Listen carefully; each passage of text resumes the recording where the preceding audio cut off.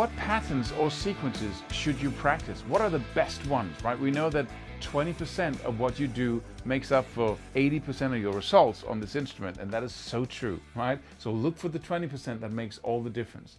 And I'm just going to attempt to give you my 20% of sequences or patterns through scales. That really gives you 80% of the results when it comes to improvising, because that's why we do sequences. It is to teach our fingers ways of moving so the brain can choose between different patterns when it's improvising. If all we know is going, right, then that's all it's going to do when we improvise. Hey man, right, it's just up and down the scale like that. That's what it knows. So instead of that, we break it up and we practice some patterns, some sequences that we can use for improvising. And my best bet are those that both give you melody and kind of the opportunity to play some semi-fast runs, and they challenge, the way you play the notes. And I would say, just stop playing the scale up and down. There's no use for it at all. If you want to play it up and down systematically, use these patterns. Really, we do that in classical music as well, but that's to train the fingers. It's not so much improvisation, because we don't improvise in classical music. But so here comes the first one. Let's go close up. I'm just going to show you these exercises, but not on all 6 strings. You can take them to all 6 strings, right, and go up and down if you want to. But practice them on 2 strings first, or 3 strings max, to get that little kind of practice loop that you can use to become very good at these sequences. It's going to influence your playing style, your solos, everything. So I'm just going to choose here. Let's go close up. I'm just going to choose a difficult little pattern here. Let's say we're in the key of A minor, right? And I got my minor minor diatonic scale. So I have the 2 top strings are, right? It's the 12th and the 5th and the 6th fret and the 8th fret on the B string, and then the 5th, the 7th and the 8th fret. And that way we get activated both these 2 fingers there. So when I go, the first sequence sounds like this.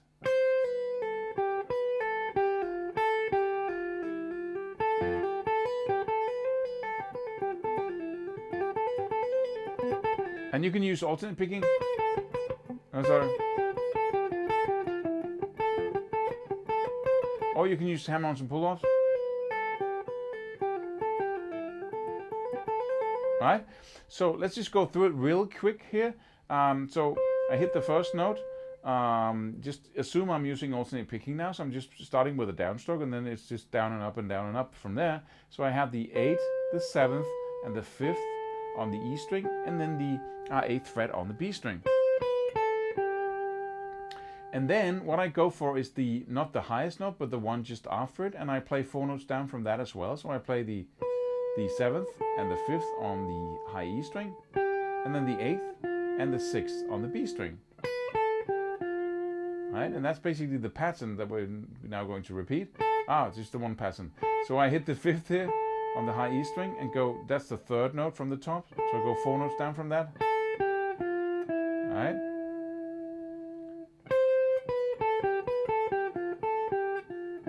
Right? From here you can go down 1 position.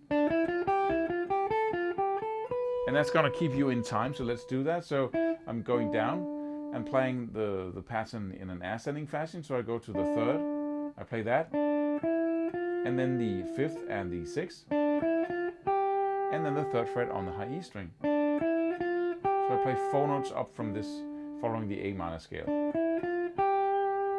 Now I then take the next note of the scale, this one, staying in the same position, and I play the 5th, the 6th on the B string, and then the 3rd and the 5th on the E string. Sorry. Right?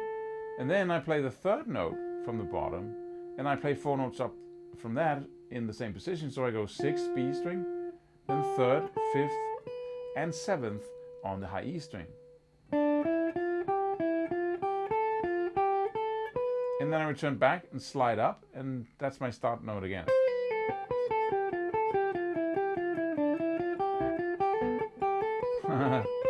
A long time since I did this. me just play the whole thing slowly, and then I'll show you another sequence immediately. So.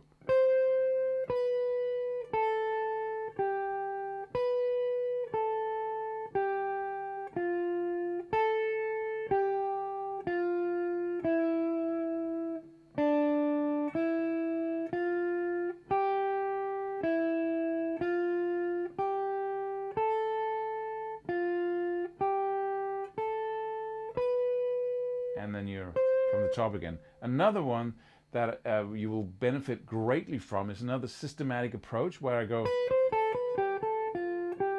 All right, let's just stay in the same 6-note shape. It's very effective to practice without moving positions.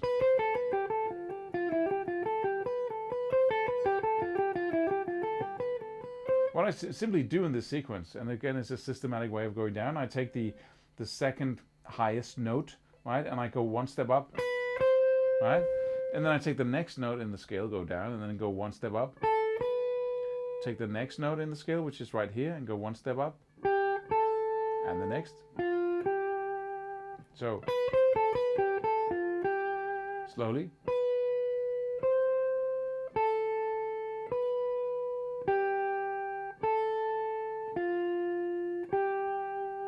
Right?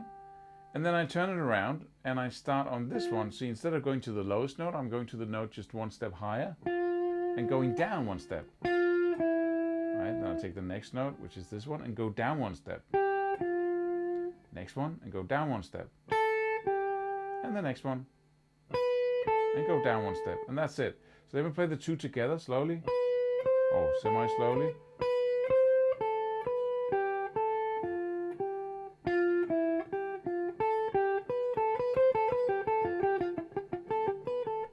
Right? Really nice tool. I use that all the time when I improvise, but you can't hear it.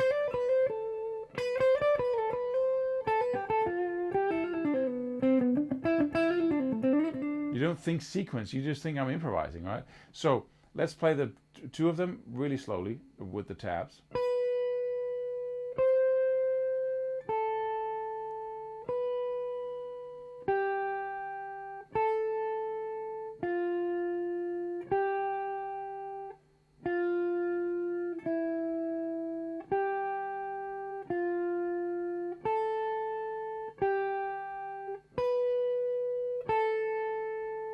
And then from the top.